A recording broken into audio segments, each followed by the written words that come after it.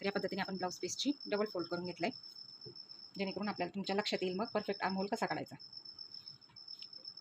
तर बंद बाजू आपल्या बाजूने ठेवायची आणि आपल्याला पहिले ब्लाऊजची उंची बघायची असते. तर ब्लाऊजची उंची समजा सपोज आहे 13 इंच, त्यामध्ये आपण 1 इंच ॲड करणार, असं 14 इंच ठेवणार. तर बरोबर बघू शकता तुम्ही 14 इंच बरोबर आहे. आता आपल्याला शोल्डर कसं घ्यायचं तर मी तुम्हाला दाखवते. तर आपलं शोल्डर आहे समजा 14 इंच, 14 इंच. तर हे 14 इंचचं शोल्डर कसं काढायचं तर आपण कॅल्क्युलेटर घ्यायचं. 14, आता याचा आपल्याला अर्धा भाग करायचा आहे, डिवायडेड 2 असं करणार. आपण किती आला आता 7 इंच.